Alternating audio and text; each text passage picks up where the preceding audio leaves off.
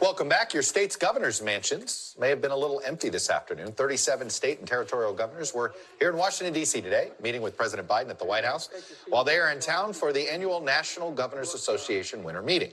Speaking to the bipartisan group of governors, President Biden urged them to work across the aisle and press them on implementing the various laws that Congress passed last year. Here's a little bit. The success that we've already, I think the success for all of us, Democrats and Republicans, is in part going to be measured by not what else we get done or pass, but whether we're able to implement what we've already done. I know it's a problem having to deal with all the money we're sending you. I understand that. Joining me now on set is one of those governors, Colorado's Democratic Governor Jared Polis. Governor Polis, good to see you. Good to see you in person, Chuck. I know you used to have to work here in Washington, so you're visiting. Glad to be back in Colorado. Let me start with the meeting at the White House. When the cameras were off, what was the agenda? What was the conversation? Yeah, so you saw the intro. You know, there's historic federal investment. It's a combination of the Infrastructure Act, the Inflation Reduction Act. You've never had more federal money to play with, right? We've never had it. And so I think a common theme from the governors is give us the flexibility to make it work. That really coincides a lot with what the White House wants. They want to see the money be effective in generating change, whether it's around electric vehicle transition, whether it's about building reshoring manufacturing in the CHIPS Act. So there's a natural partnership there where governors are saying, hey, let's be flexible with the guidance so we can make this work. It's different in Delaware and California and Colorado. And I think there's a real commitment from the president to work with the states to make sure we get the maximum bang for our buck. Well, it does seem as if you've got a ton of money.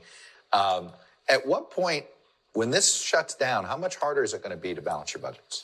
None of this is used to balance our budget. So now, going... Oh, but money's fungible. Well, I mean, going back, I think that's a good discussion around, for instance, the American Rescue Act funds, which do roll off. And this was more about the Infrastructure Act over the next 10 years, the Inflation Reduction Act, and the CHIPS Act. So, in Colorado, we have a record budget surplus. There's a number of states that do, frankly. We have record reserves. In fact, one of the members of the president's administration praised the states on having such high reserve levels. Ours is about 15%. I think they said the average is like 11.5. So most states are in a very strong fiscal situation right now.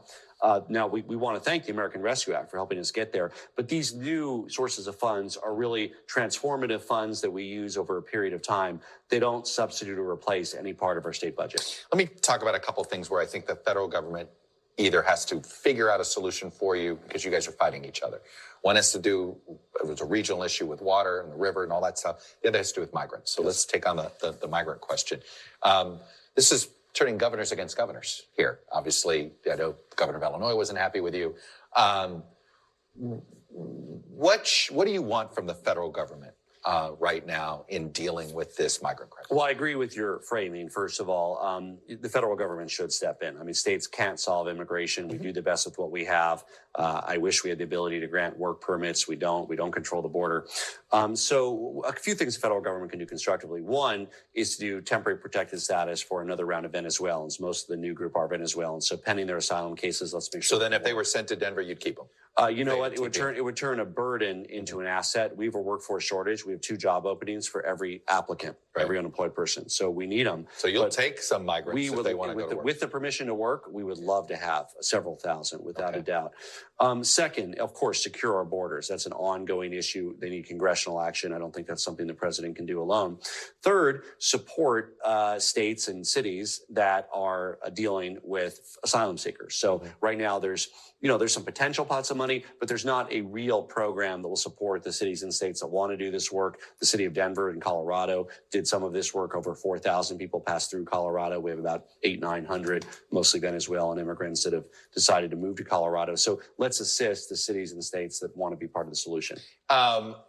Did that come up in this conversation today? So I wish we talked more of it. It came up. We did have Secretary Mayorkas there for part of it. And so we brought up, again, there's a lot of concern I share about what will happen when Title 42 ends in May. And so making sure that the federal government has a plan. We hope they do. If they do, they haven't shared it fully with us yet. But we've said you need a plan. We want them to vet it with us. We want to make sure it's not what we experienced in December ×5 or ×3. That would be a disaster for the country. It would be terrible for the Biden administration. I'm curious if you have any thoughts on the entitlement fights here, which is, look, I know these are very popular programs. Medicare, Medicaid is becoming more popular too, I think, and Social Security. They're not sustainable without some action.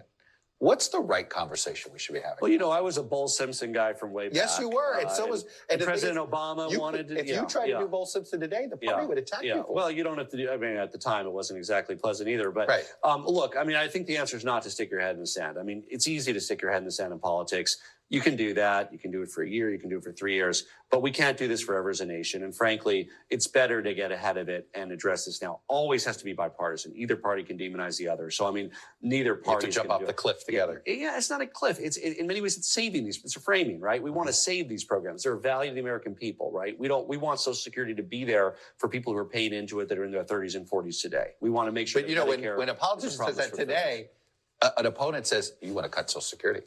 Yeah, I think that the answer is you want to save it. I want to save it. I mean, I always did. Again, it's something that people have to do together. It's not based on ideology. It's based on the math, right? And yes, some Republicans do have to get over their ideology. Some of them do not like these programs. Right. Okay, set that aside. I think many Republicans do value these programs. We saw President Biden took it to them the other day. So let's work on the math. To Democrats, some of them, frankly, want to expand these programs. Right. God bless them. That's their ideology. But again, set that aside. Let's talk about actuarial soundness and math, kind of rather than ideology. That the only answer is through math, Chuck. It's not through ideology. You preach there. Math is you can't defeat math. Governor Polis, good to see you. Good to see you. Thanks for coming in. Thank you all for being with us this hour. We'll be back Monday. More Meet the Press Now.